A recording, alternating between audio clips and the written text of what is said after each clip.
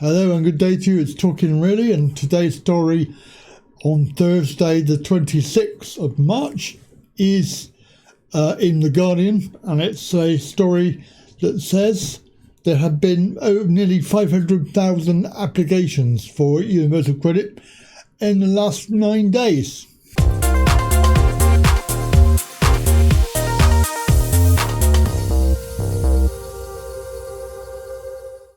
So it's a you-know-what, and it's caused people to have no work. So possibly these people are people that haven't had any involvement with the benefit system before, and suddenly they find themselves out of work.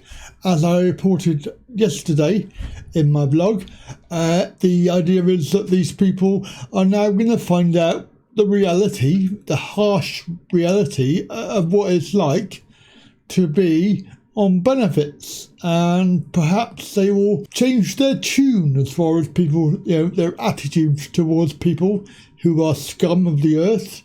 They're scroungers, and they should go out and get a job.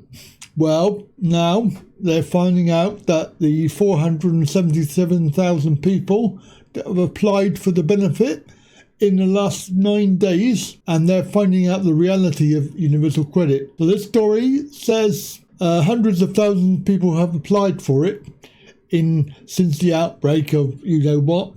And they say that the Miss Cup of Coffee, Miss Cup of Coffee, the Works and Pensions Secretary, said in the last 9 days, we've processed nearly 500,000 claims. We don't know if they're self-employed or at different stages, and I would assure people that help, even if it's not currently the level of help that they would like, is there to help them through the safety net of the welfare system. Yeah, right. The Chancellor is due to give more details of support for the country's 5 million self-employed people later this week. As it emerged, thousands of people applying for universal credit are facing huge online queues.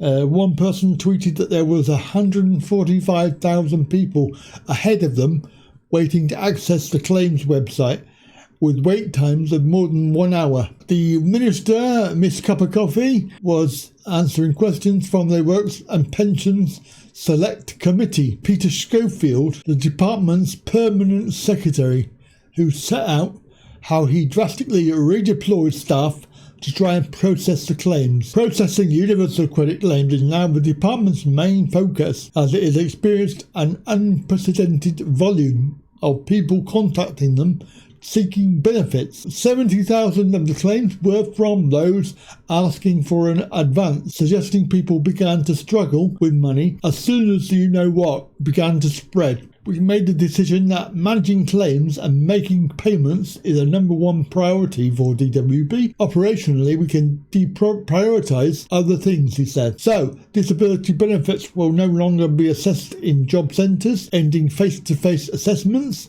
which he said meant that they are extending existing awards and no longer reassessing personal independent payment claimants. Yes, but not for long. The department has so far redeployed 1,500 members of staff to help with the sharp rise in claims, and this will increase to 3,900 by the end of the week. Within weeks, 10,000 employees working in functional jobs such as finance will be brought into the universal credit team.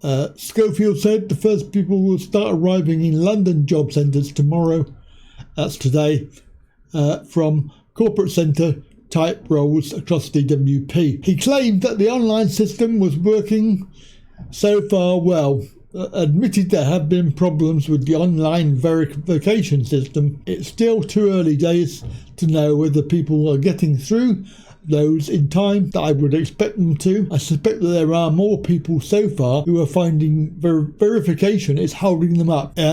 Asked by the committee chair, MP Stephen Timms, if it was acceptable to tell the 500,000 people who applied that they will have to wait 5 weeks for their first regular payment. Miss Cup of Coffee said advance payments can be made to people pretty quickly. Yes, quite right.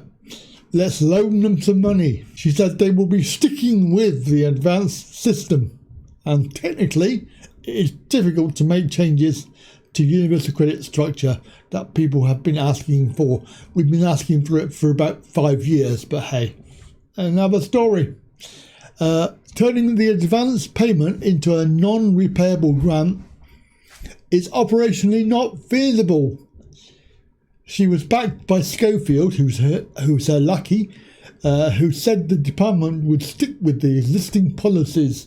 Of the 230,000 people who applied for universal credit last week, 70,000 of them have asked for advance payments to deal with immediate cash flow problems.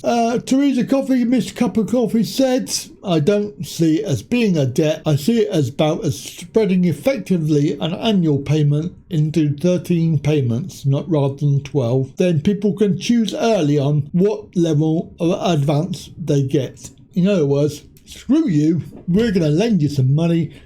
You've got to pay it back. And of course, this means that all the people that came in from the outside, not having any experience of universal credit, are now finding out that the harsh reality of it is that you are poor and that you do not make money and you do not have any spare cash. And unfortunately, I have to say it, but I told you so. I can't help myself. I just cannot help myself. Sorry about that. But and of course, karma is a bitch. Anyway, have a good day. It is a lovely day outside. It's sunshine, and we're going to enjoy ourselves in isolation. Catch you later. Bye for now.